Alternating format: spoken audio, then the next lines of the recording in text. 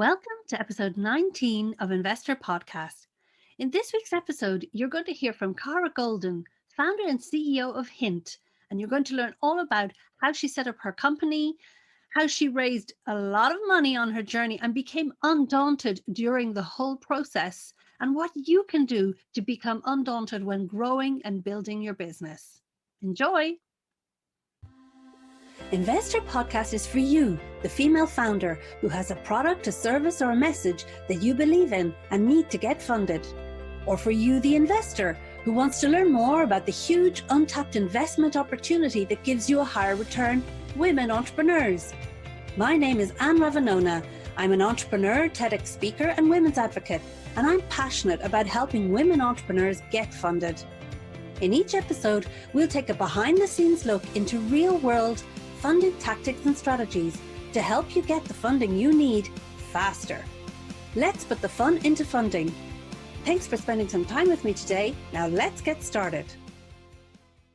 Here we go. There she is. I'm here. How are you? Hi, everyone. Great. How are you doing? I'm great. How are you guys? We're great. They're all excited to have you here. There's loads. We've been warming up and sharing about funding experiences and all that Thank good you stuff. so much. I was dealing with some traffic this morning. So thank you so much for waiting. No problem, Cara. Listen, catch your breath. Take a sip of water. I'm good. You're good to go. Good. Yeah. Awesome. Okay, so while you were on your way in, I was already doing a shameless plug and explaining to everybody, like, I bought this out of passion myself. I was saying, you didn't say, Anne, here's my book and sell it. I'm like, no. What I wanted to say is I absolutely loved Undaunted. I love your story, Cara. It's like incredible. And for me, I read it like in a day and a half. Now, given COVID, and I just couldn't put it down. I was like, oh, tell me more, because it's like, you're so real. You're so real in the story. And I really related, totally related to you. Well, in many ways, it was therapy to write this book, right? So, because I feel like, the challenges, the things that didn't go exactly the way that we wanted, the failures, whatever you want to call them, that I've had over the years, I think it really, more than anything, thinking back on those times, give you the learnings and the resilience to figure out a way to move forward. So I've shared on stage over the years many of these different stories, but I just think it's important for people to talk about these things, but also hear these things, because being an entrepreneur so often is, a pretty lonely job, right? It can be incredibly rewarding and exciting, but I think that the challenge is that when you're in it, right, it's hard to really talk about all these things. And even some of our investors who have been investors for a long time, including John Legend, when he read the book before it was published, he said, I kept turning the pages thinking, okay, this is where Kara shuts the company down. And he said, wait, I'm an investor. I would have known that by now if that would have happened. So, it's stuff that you don't even talk to friends about every single day, right? And I'm sure there's so many people in the audience that can relate to that. Totally. And so, okay, as we start, and let's frame our conversation today, Cara. So we're going to want to hear from you about your experience building Hint, and we want to hear about what your definition of Undaunted. But before we start, I like to start off with a kind of a fun question, which is, can you tell us one fun fact about yourself? Something that maybe isn't written in the book, or that we don't know about you. A fun fact. Fun fact. Wow. Well, I wrote about the fact that I'm afraid of heights in the book. So that was pretty interesting. One story actually that many people love, that sadly got cut out of the book, was my meeting with Jeff Bezos many, many years ago, which is kind of a fun story that not a lot of people know, but pretty interesting. And this was actually before starting Hint. I was, this is I think it was 1996, and I was working at America Online. I had been with a little startup that was acquired by America Online. And I was responsible for the different partnerships, the retail partnerships. And we've been doing really well, getting J. Crew and LL Bean and Nordstrom's and lots of great retailers, but we didn't have a book retailer. We had been turned down by two of kind of the giants at that time, Barnes and Noble and Borders Books. And I'd heard about this guy in Seattle, Jeff Bezos, who had started this book company. For those of you who are not familiar with this, Amazon started off as a book retailer. And so I reached out to Jeff and said, hey, I'm with America Online. I run the partnerships. Can I come up and see you? And I'll never forget, he said, I can't see you during the day because I'm quite busy running my startup, but I could see you at 5:00. And so I got on a plane when we set the appointment and flew to Seattle from where I live in San Francisco. And I rented a car and I'm driving around this parking lot and realizing that it's a bunch of warehouses. There's no numbers on any of the warehouses. Oh, dear. So it's 5:15. I phoned him and said, hey, I can't find your warehouse. So he stood out in front of the warehouse and is Jeff Bezos, right? Waving his arms. And I said, okay, I got it. And then when I walked up and there was a colleague with me, I said, did you know that there's no numbers on the warehouse and, there's no rhyme or reason for where, and he said, oh yeah. And he said, well, by the way, you're late. You're over 15 minutes late. And I can't meet with you unless you can build bookshelves. And I thought he was kidding at first. And I said, I can build bookshelves. I had never built a bookshelf before in my life. And he said, well, I've got these 2 bookshelves that I bought at Home Depot and I'm putting them together. I'm very busy. I have to get them together because I have a bunch of books that are coming in and I need to make sure to get them on the shelf. Does this sound like a startup entrepreneur, right? Totally. A little bit of everything. And, anyway, so Jeff then, handed me some tubes and I started putting together the bookshelves. And during that time, that's when I looked at him and, kind of trying to size him up because here's this guy that's running this bookseller, but it was very clear to me that it was very much a mom and pop operation and not sort of what I expected. And it was sort of endearing in a bizarre way, but also a little, concerning. And so I said to him, so why do you believe that you can compete against Barnes and Nobles and Borders, the big guys? And he said, do you read a lot of books? I said, yes, I do. And he said, so when you go to a bookstore and you ask for a recommendation, do you trust that recommendation, does that person solve your problem for finding another book? I thought about it for a minute and I said, no. I mean, how could they? There's, millions of books out there. And he said, the future of books is 2 things, search and recommendations. Ooh. This is 1996. He's all so far ahead. And this is, remember, before Google. Yep. And so this is Jeff Bezos. And I remember leaving still somewhat concerned whether or not he could actually build this thing and scale it and compete against Barnes and Noble and Borders. But I remember getting on my Southwest flight and I phoned my husband and my husband had met him through his job as well. He was at Netscape. And I said, the thing is, yes, he was a little rough. I mean, it wasn't my fault that I was late, all of those things. But he's really smart. And he said something to me that sat with me. But more than anything, I think that the thing that I think about when I think about that story a lot now is that this is 1996, right? So that's a lot of years. People always think, oh, I'm going to go and start a company. I'm going to go and do something. Search and recommendations. Search came, before recommendations, but recommendations arguably was maybe 5 years ago. I mean, it took a long time. It took 20 years to kind of get to a point where his vision was able to become reality. And again, there were probably plenty of people saying they doubted him.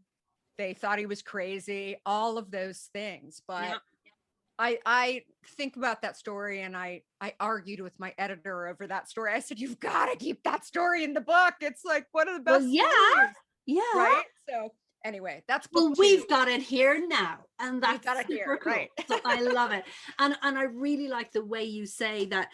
You know, he wasn't an overnight success. Even though he was visionary and is super smart, it took 20 years, because there's something also about timing, isn't there, Kara? Is that, like, you know, the world has to be ready for your innovation as well. But I love the way you said it took him 20 years to get from his vision to reality, which is also about grit and perseverance, which is what you talk about as well when you share your story. So let's jump in, because we've loads of questions from the audience and I want to make sure we do it. But let's start off with, what does it mean to be undaunted, and why is that your key message?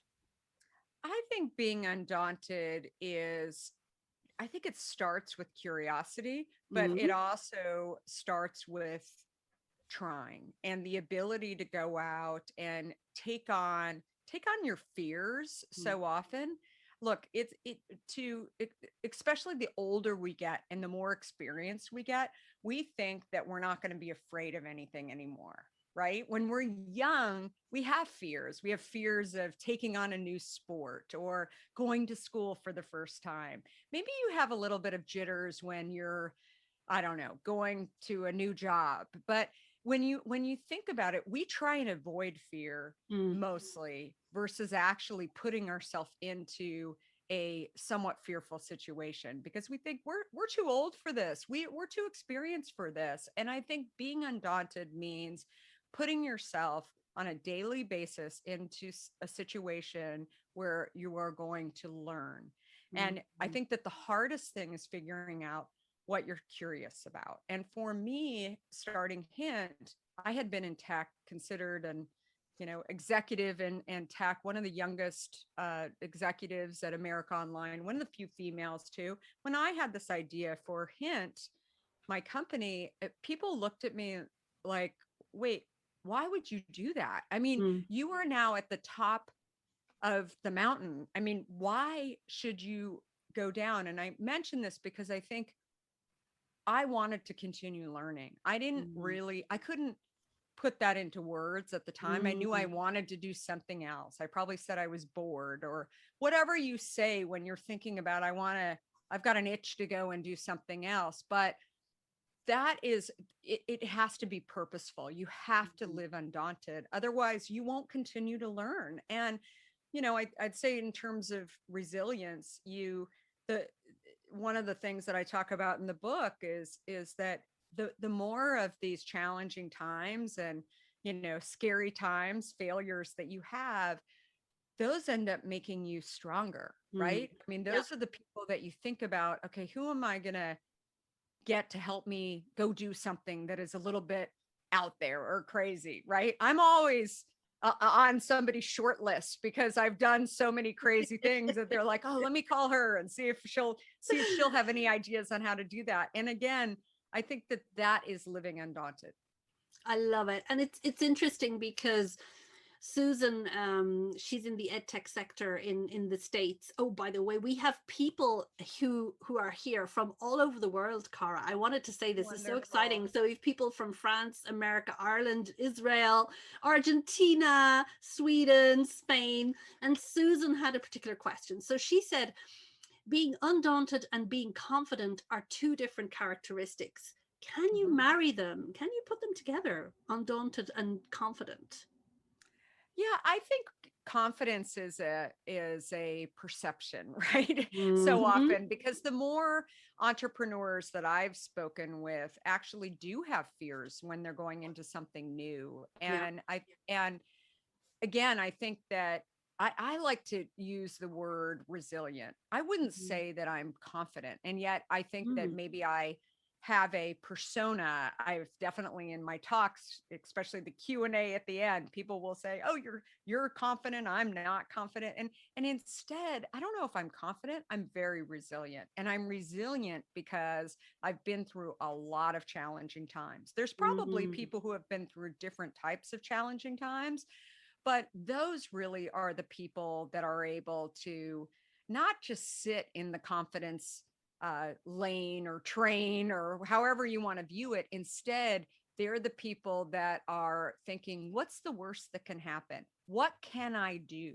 Those are the things that you have to be saying as a person that wants to live undaunted. And again, I cannot emphasize enough. I think it's a very purposeful place too, because so often I call myself an accidental entrepreneur, but I think that the more times you put yourself into situations where you could go do something else, it's always a choice. And maybe a lot of times you should go do something else. But when you don't really know what's going to happen and you start traveling down a lane and trying to figure out whether or not it can happen, you start to think about, but it might.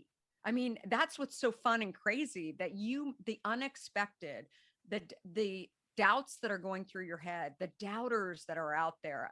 My head always starts to think, what if it starts to become a reality and actually happen? And there always is that chance that I would fail. People say, do you just forget about failure? Do you just not acknowledge it?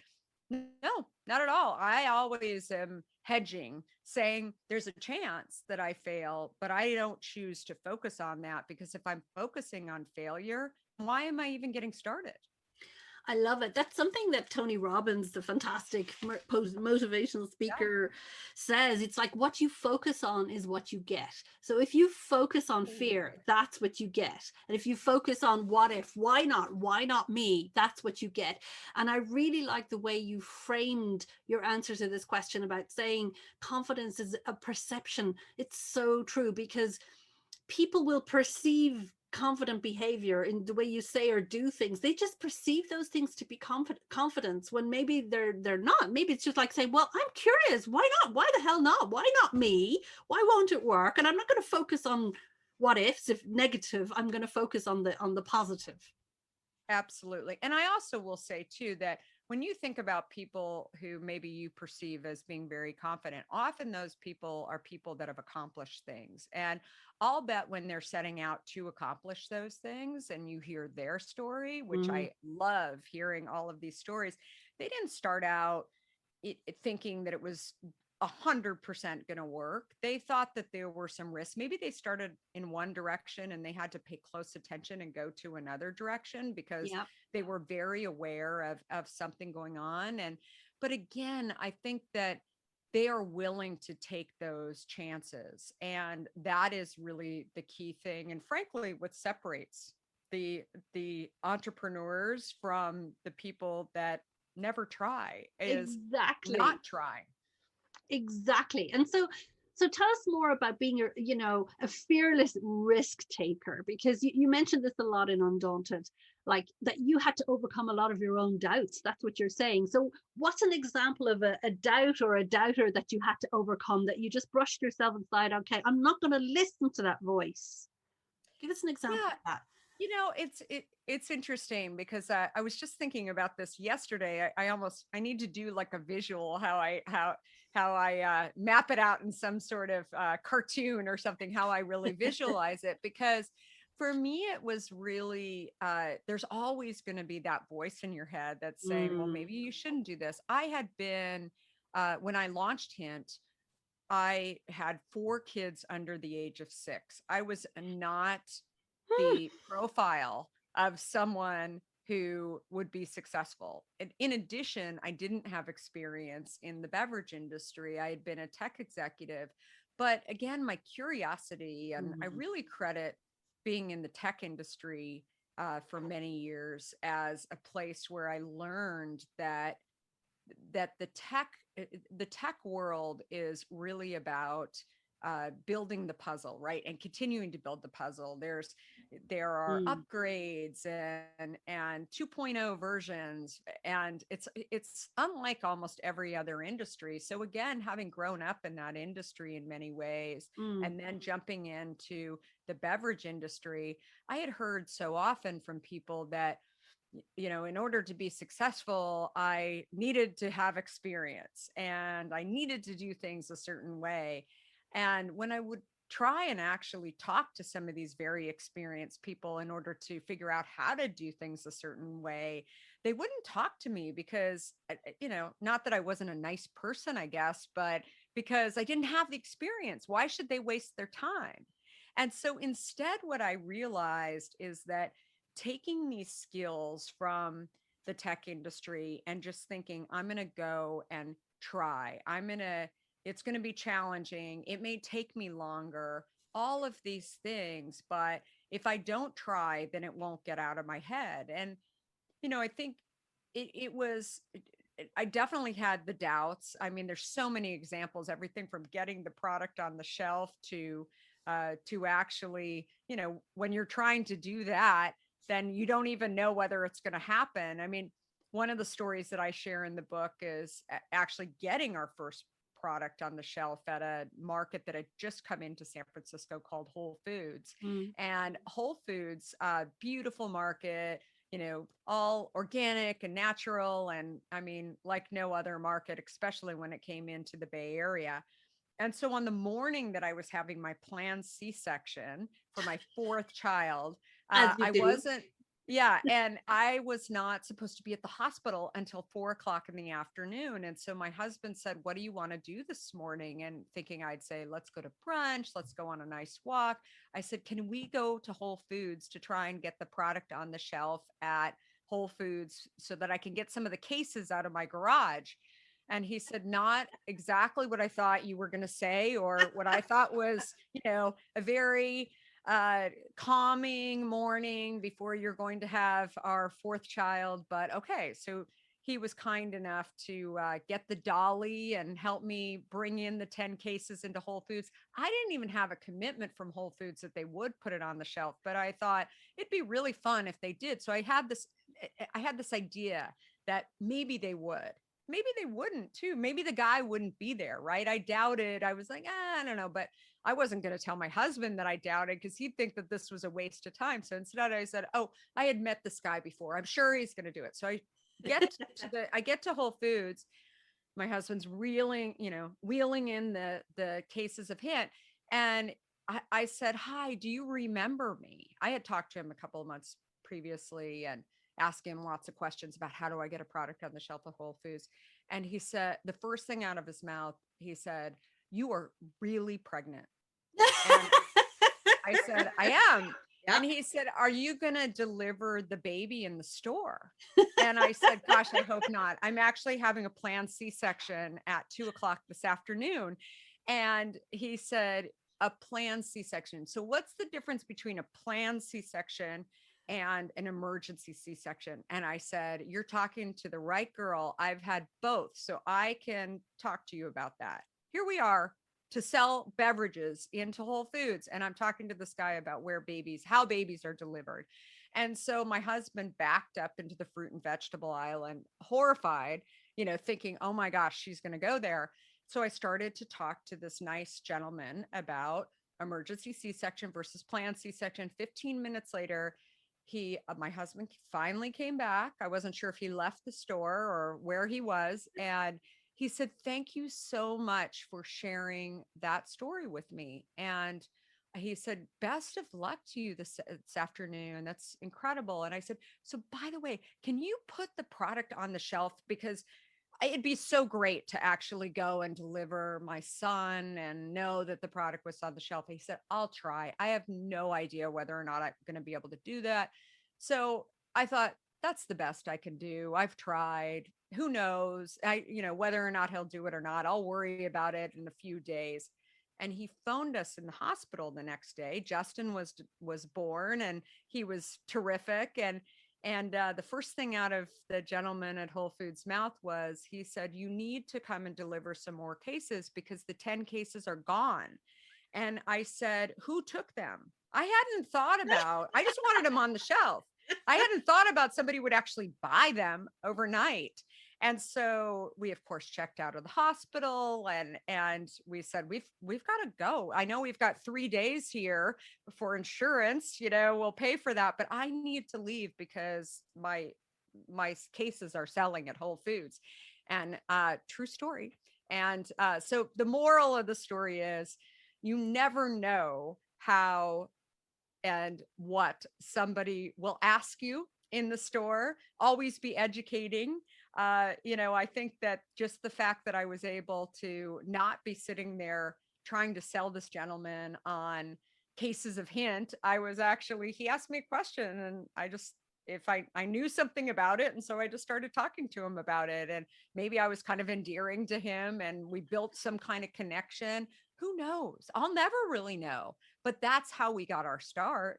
And, But it sounds like, I mean, what you're talking about, what I hear when you tell that story, Kara, is that it's like, I persevered. I was not, you were not taking no for an answer. And there's nothing more scary than a heavily pregnant woman standing in front of you, you know. I mean, he didn't want my water to burst in the right store. there.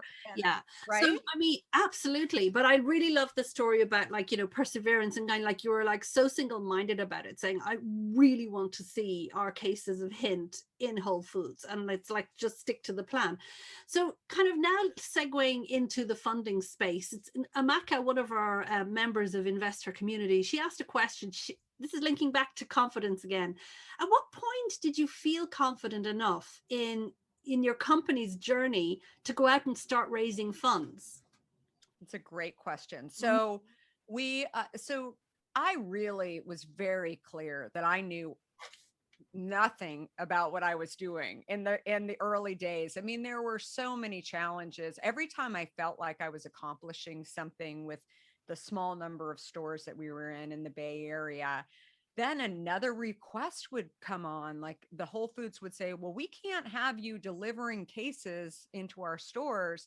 And I'd say, why not? I mean, I like delivering cases. And they'd say, well, we'd have every mom and pop who's making products, delivering them into the stores. We can't do that. So we need you to have a distributor. And I thought, okay, do you have a phone number? I mean, how would I find a distributor? That's on you. I mean, that's not for me to go and figure out. So all of these challenges, and they wanted a longer shelf life. I mean, every day I felt like I would take a step forward and then a few steps back. And so there was always this kind of, yin and yang, this doubt in my head, whether or not this was actually going to make it.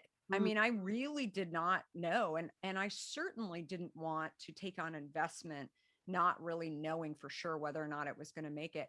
Living in Silicon Valley, there were a lot of people who were angel investors who were sort of used to this concept of, putting a little bit of money in, especially into tech companies.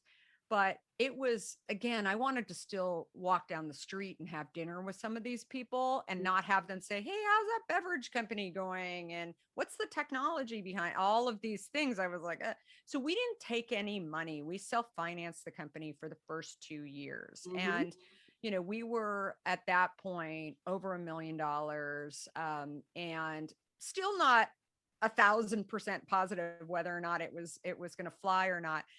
But it was at that point when we got a little more comfortable with taking investors, and we started to think about meeting with different people. We had actually gotten a phone call. This was another story that was cut from the book. We had gotten a phone call from some tech investors that were in Silicon Valley on Sand Hill Road, which is where that kind of A-list, or at least back then the A-list investors were. And they had known my name and my husband's name from tech, and they had tried our product, and they wanted to potentially invest in it. And so I remember going down to Sand Hill Road, and again, we hadn't taken any investors yet. And they had done sort of a preview before, but I was really prepared and really, really ready for this meeting. Drive up to the parking lot, and my husband lets me out of the car. I'm in my heels, and he's off parking the car. And the partner that we were meeting with sees me, and he said, hey, nice to see you. Thanks for coming down. And again, my husband's still parking the car. And as we're walking into the office, he said, I understand you have 4 kids. Who's watching the kids? I love and I'm thinking, wait, aren't I here for a business meeting? And so all of a sudden, I had no idea that I was going to be asked this question.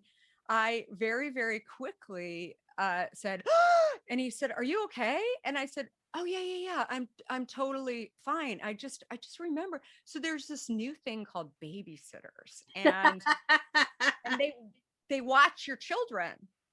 And I just stopped at that point. And he looked at me and he said, "That was incredibly rude what I just asked you just now, wasn't it?" And my husband walked up at this point and he said, "What happened?" I said, "Oh, nothing. We're good." And then, we had the meeting. It was fine. I mean, they didn't invest, by the way, but I don't think that they invested because of that situation. I'll never really know. They've never invested in a food or beverage company and they're since I had that meeting. But it was interesting because I have seen that gentleman now 4 or 5 times. Every time I see him at some conferences, there's other people around, he shares his own story and the exact same story to people around him. And he says, "Can you imagine that I said this to her, the CEO of this company? That I had looked up the fact that she has 4 children. And I actually, the first thing out of my mind was who was watching the children." And he continues on to say, "I never say that again after Kara set me straight." And I said, "I never really set you straight. You asked me a question and I said, that's true, that I, you know, I thought it was rude and you owned it. And so I just accepted it." But I guess the moral of the story there is that people will say really stupid things, right? Oh, They yeah. don't necessarily intend to say them. Sometimes maybe they do, but it's by just reacting and not hiding that reaction. I wasn't yelling at him. I just told him I was shocked, right? That he said that. He has never said that to another woman again. I guarantee you. And that is a huge win, Right? because that's the Huge thing. win. And you're bringing up a point that so many women entrepreneurs in particular get asked inappropriate questions or get inappropriate advances from male investors, which is just ridiculous. And I'm just love the way you put him in his place, Yeah. and it's just ridiculous that we're still having to put up with that. But we're not going to focus on that here, because I know that No, no, no. our audience are curious to hear about your funding journey, because I know that you mentioned a few steps on it. Like you say that in the book, you say you started off with so you've just said, okay, we wanted to wait till we were kind of the first Right. 2 years we had $1 million in revenue. You do say in the book, well, we weren't positive in profit yet, but we had revenue. We could prove that this was moving, right? So Right. that was you wanted significant traction. So from there, where did you go to Where start did we kind of go? looking? What were the So sources of funding? so basically it was probably after a few of those meetings where we kept thinking venture was the way to go, and we weren't kind of hitting it with many people for a variety of reasons. Many of the people, especially in Silicon Valley, where we knew some of these people were tech people. So we did start to hear from angel investors and people who were fans of the brand, who had reached out to us and said, "Are you taking investment?" And some of those people went away when they heard that there's not technology behind it. But there were many people that just thought, "Wow, this is a female founded company. You're doing something around health that I care about." And so today we have over 200 investors in the company, many angel investors. We do not have any venture money. We have one of the first kind of big outside investors that invested in us, I guess almost 13 years ago now, is the Stella Beer family. And they're known as a company called Burl Invest. Yep. And they've been super supportive. And they knew a lot about beverages, primarily because of what the family was. But on the beer side, they didn't know that much about non-alcoholic.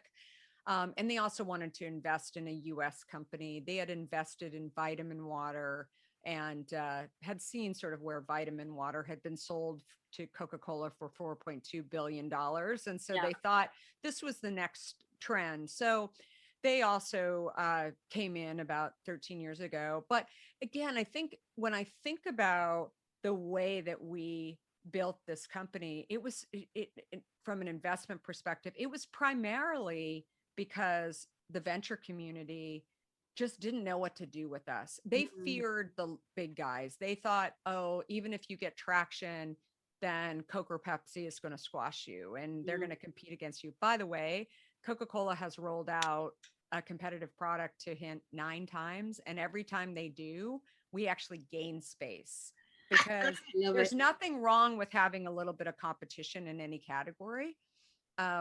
Anyway, so I think that there are a lot of ways to actually get investment. And I think that just finally, one last sentence on this is that you want to raise enough money to be able to do what you need to do.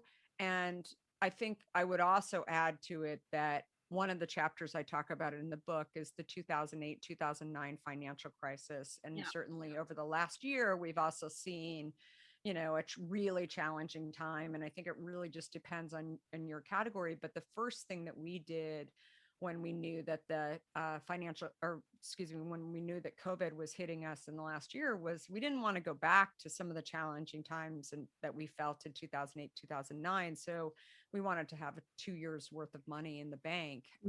And we did, we raised money, but we did it because we were set up properly.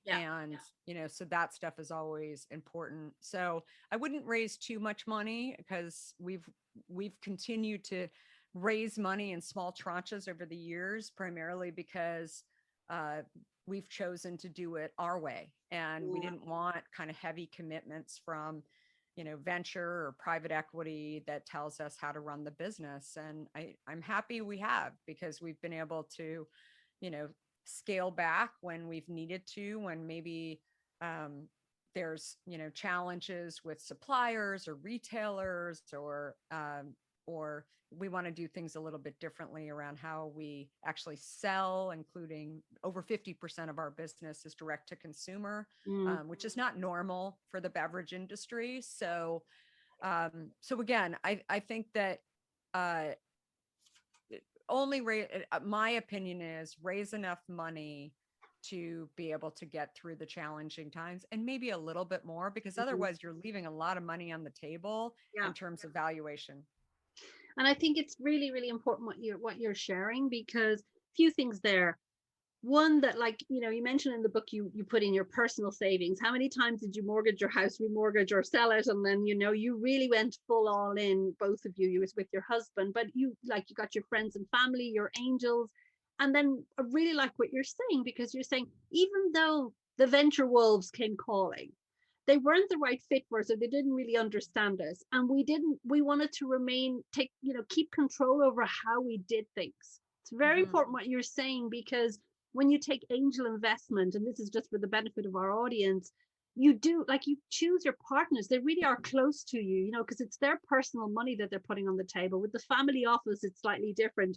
But again, with the family office that you mentioned, with Verl Invest, they understood at least the drinks industry. So they had a really intimate understanding of the functionalities, the way it worked. So, but they were in it with you, and they're like, yeah, we get this. We get what you're doing, and that you want to bring a healthy alternative. So it's about finding the right investor at the right time, and knowing when then, okay, I need to go out and get a bit more. Those are just some of the nuggets that I want to kind of distill from what you're saying. But it's important when you say, raise enough to be able to get to be able to do what you need to do, and a little bit more, a buffer. And I think that's really, really important. So how did you become Undaunted yourself when you were raising these funds? Like, when you were going through the whole process, what did you do to get you going when you had some of those weird investor conversations coming up, or whatever? Yeah. How were you Undaunted? I think it's the same way that I sort of tackle most everything, which is, you can have a plan. You can say, okay, I'm going to go out and raise $20 million, or whatever, the $5 million, $1 million, whatever the number is. But then think about, okay, what do I need to work on today in order to accomplish that? And kind of stop worrying about the 20 million and that you're doing a big raise, because that will psych me out that'll still psych me out to this day, right? How am I going to go and get it is very daunting. It will stop so many people in their place. Instead, what I do is think about one or two steps to allow me to get closer to that goal and keep doing those steps. And after a while, those things start to add up to you getting closer to that goal. And then the other thing that I would say about that is that reminding yourself about maybe challenging times that you've been through before, where it's not exactly the same situation, but maybe it's, has similar sort of feelings about it. And I think that that's why doing a journal is so important too, that it allows you to go back to those times and learn from them versus actually being freaked out by them. I remember at the beginning of COVID, I had other founders calling me and asking me, different insights, including, were we going to raise money or how are we feeling about things? And I think in general, I heard from more than a few how calm I was. And I think that, again, it goes back to, call it living undaunted, call it, being used to living with, this, I got to just go figure it out. And instead of allowing myself to be blocked by these things, I think that is such an important sort of mindset to have. Yeah, I love it. I love it. And it's not easy, but it sounds like it's a muscle. It's a muscle that you build. But I really like the way you're saying, like, that you journaled it and you reminded yourself of how you overcame big challenges in the past. Because sometimes we don't realize it. We're like, okay, we deal with a big situation and then we just move on to the next thing and the next thing. But then sometimes it's good to take stock and say, what did we learn from that situation and how can we carry it with us forward? So what would you say would be your key tips now to female founders to become undaunted when they're raising money? If you had to give them some do's and don'ts, you've mentioned a few things here, but if you had to kind of say quick fire, some do's and some don'ts for women to be undaunted. There are numerous ways to raise money and get educated about any and all. And even when you feel like you're headed down a path of thinking that you're going to, raise money through angel investors, take the time to be educated and learn about these different ways, other ways, so that you have options. Yeah. So I think that the biggest challenge that, I've had along the way too, is when, you're almost there. You think that it's happening, and then all of a sudden it doesn't happen for some reason. The Starbucks story. Right. I'm thinking, the yeah. Starbucks, or, even thinking that you're going to get funding from a certain, company or individual, and then whatever, something happens. The pandemic happens. They can't do it anymore, whatever. Those things will happen more often than not. So until you actually have the wire in the bank, you need to always be keeping these other options. Number two, an attorney, a really, really, really good attorney who understands that it is their job to have your back. And I cannot overemphasize that enough. And because I have seen over and over again where people hire an attorney, maybe the attorney's done lots of different deals, but they're not really thinking about it from the standpoint of you. And oftentimes when you take on, investments, and particularly your first investment too, there might be things like different types of equity in the company, where shareholders go ahead of founders, where you've got a board, right? And all of a sudden, where, maybe if you hit a certain level, then the lead investor might have the option to put a chairman of the board. I mean, all of these things come up. Or maybe if you have a bad quarter, they can actually shut the company down. And I mean, or fire you as the CEO. Or fire you, right? And that stuff happens. And so I think that my husband joining us early on, he was an incredible intellectual property attorney in Silicon Valley and had dealt with a lot of different deals before. So it's nice having an attorney in-house, but we still had an outside counsel and still have an outside counsel to look at things. So it is worth your money to pay a very good attorney and that really, really can prove to you that they've done this stuff before, and also tell you the bad stories and tell you that they know where the bad holes are. And it doesn't, and I think that is so critical.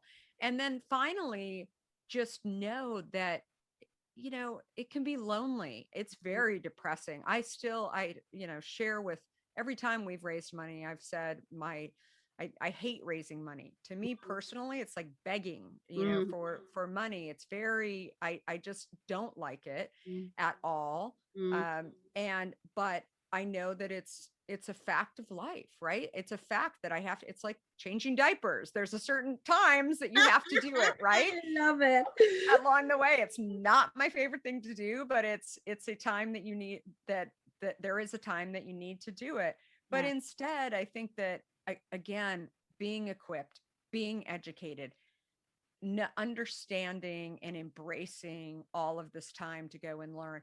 Also saying that you don't really understand things too, not leaving it to other people to go and do your raise, but instead really engaging. And when you don't understand something, be authentic, be willing to say, what do you mean by that?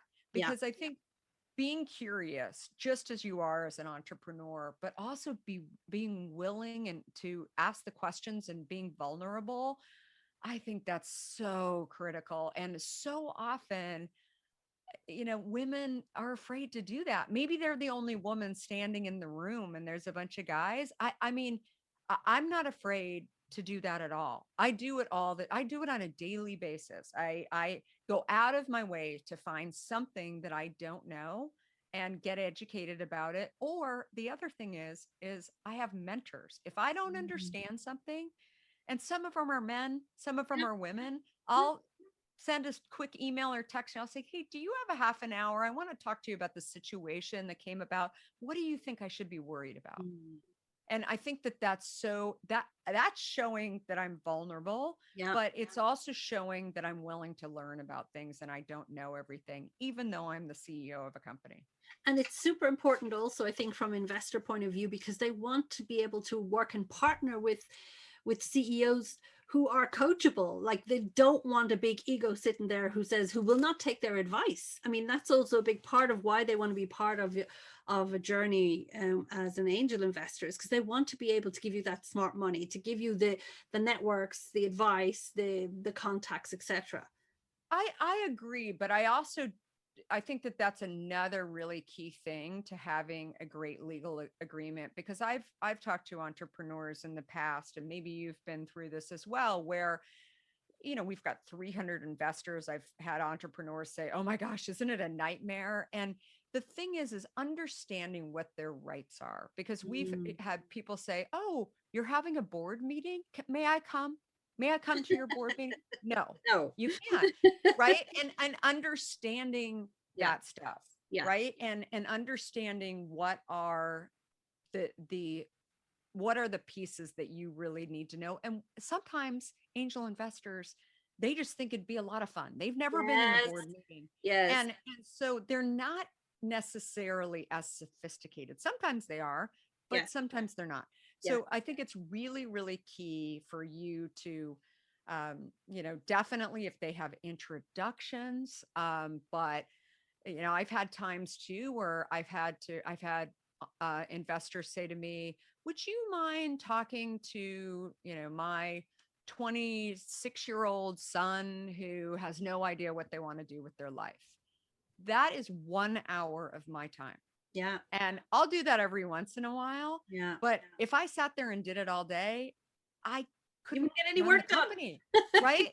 And I wouldn't be, it's not fair to the shareholders. And so oftentimes I'll go back to those investors and I'll say, listen, I would love to do it, but this happens to me all the time, and I'm really buried, and I I have a choice, either talk to them or I need to go and talk to my shareholders and tell them that I'm spending this time. And sometimes you have to have those very hard conversations, and they're important to have and know that.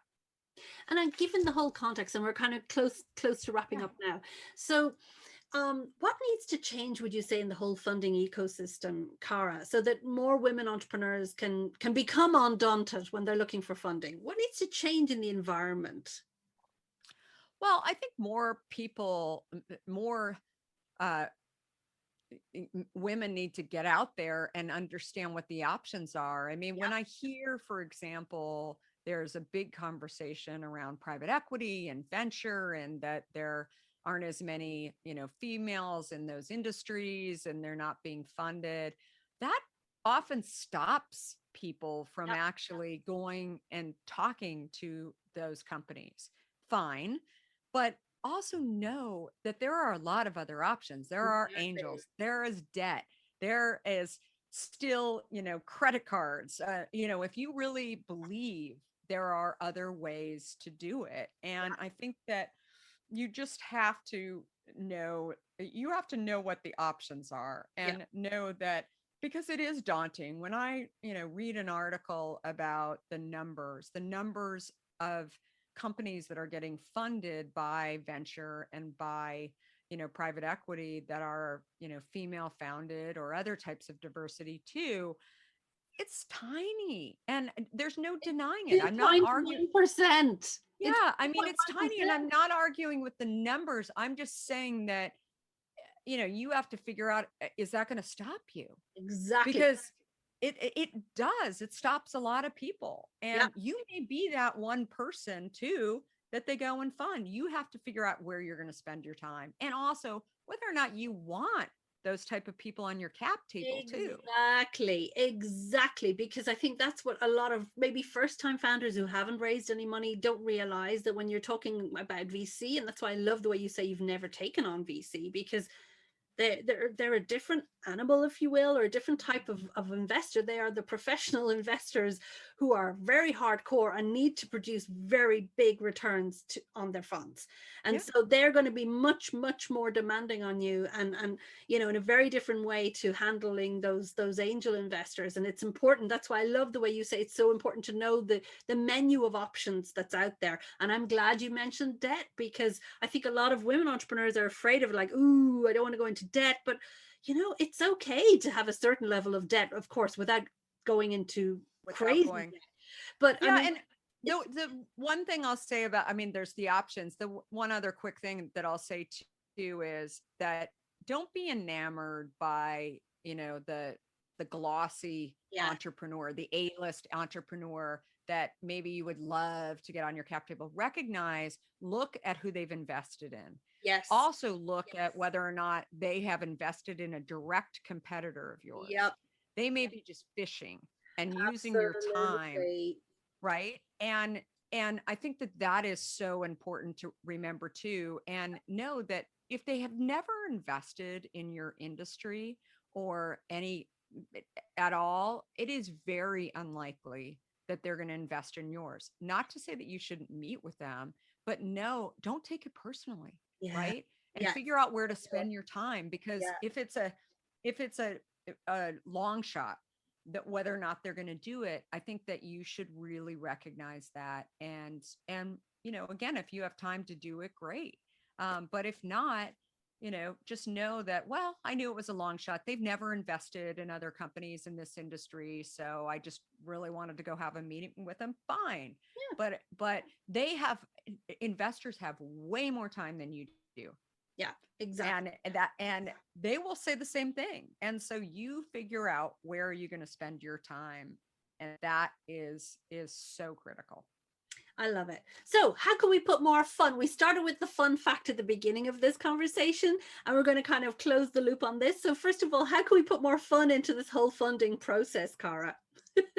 What would be your word? I think more than anything, entrepreneurism is the future. right? And go out and start companies all over the world, right? And I think it is so critical. Find your idea if you don't already have one, and figure out, how do I make it happen? And there are people, and you have to, get the word out there about what you're doing too. I think there's so many ways on social media where people are, talking about their companies. And I mean, the number of people who have reached out to me just through social media, not even through, connections that I know, that have heard my story, they, love the product, is unbelievable. So I believe there's investors out there. You don't have to say even that you're, raising money. You can, but I think actually sharing your story and letting people know what you're doing, what is your why, and again, sharing your story doesn't mean, oh my gosh, we're losing all this money, how are we doing? You don't have to say everything's perfect every day either, but you can also talk about your press that you've gotten, or some of the, great momentum that you're getting to. Use social media, and, there's different ways to use it, but start to understand, how does LinkedIn work? How does Twitter work? I mean, I think for fundraising, probably LinkedIn is just, it's a free platform, right? That you can go and talk about what you do. And I think you do it so beautifully. Sorry to cut you, because you do it beautifully, Kara. I mean, you're a specialist across all the social media, but I particularly love your LinkedIn. And I loved, for example, the post you did recently with just the bus shelter or the bus stop ad, and you had your core message in there, and you have thought-provoking messages from your story, from your experience, that, grab attention and say, hey, and you're always like, keeping top of mind. And I love that. I need to know, when is Hint coming to Europe? I mean, I'm crying because we can't buy it here. So well, hopefully soon. And it was, I'm really hopeful. We had planned we were sort of waiting on Brexit, prior to COVID. And my daughter was actually going to school in Ireland for a year. And so we were thinking, we were sort of looking around at some different co-packing plants. What the main thing is I'd really like to produce as locally as possible in each of the countries. I don't really believe in shipping water from one country to another country. And so that was really, kind of the thinking. But again, the product, just really quickly, is an unsweetened flavored water. So we use fruit to actually flavor the water and just make water taste better. And I think that the key thing that we've seen is that all over the world, health has become top of mind for people. If one great thing came out of COVID, it's that everyone all over the world wants to stay healthy. And I think that understanding what they're putting into their body is absolutely critical. And if we can do something to really help consumers all over the world drink water, and we have lots of, conversations and work that we're doing in Washington and our country around clean water. We also, there's lots of different ways, but I won't get too much into that because I know we're short on time, but I hope you'll all get a chance to read the book. You can also hear the book on Audible. I read the book, so you'll be graced with my voice if that seems okay to you. And yeah, I mean, we're now the largest independent non-alcoholic beverage in the US, and hopefully you will see that in other countries soon. I love the idea of Irish water being part of that journey. Just saying, if ever it were to happen, we do have very pure water in Ireland. Yes. I love it. I love it. Thank you so much, Kara. Everybody, please say thanks here. Put it in the chat box, please. Just as she goes, I want you to be able to see. Love the book, says Pat. Amy is saying, where do you source the fruit for Hint? So there we go. Pat Lewis is saying, she says hello to you, that just so you know. But just please tell everybody how awesome she is. Everybody saying thanks. Thank you so Kara, much. we'll put a link to the book, to the audio. And of course, you catch Kara on all the social media at Kara Goldin. Do #Undaunted. And just listen to her podcast, get the book. I cannot recommend it more highly enough. it speaks from the heart, and that's what grabbed my heartstrings. But thank you so much for spending this moment with us this morning, Kara. And good luck to you. I can't wait to see the next part of the journey as you take over the world. Thank you. Have a wonderful weekend, everyone. Thanks again. Take care. See you. Okay. Bye-bye. Bye. Thank you for listening to InvestHer podcast. Don't miss more great funding tips and insights by subscribing to the podcast on Apple or your favorite podcast host. And while you're there, I'd love you to rate and review the show. We'd love to hear from you. So if you'd like to send in some questions, interact with our guests, or suggest other great people we should feature, join our community on the Flick InvestHer group, or send us a message on investherpodcast.com. Want more great resources for female founders about funding? Check out our InvestHer Academy at academy.globalinvesther.com. I'm Anne Ravanona and look forward to having you with us again for our next episode. Let's put the fun into funding and get more women entrepreneurs funded.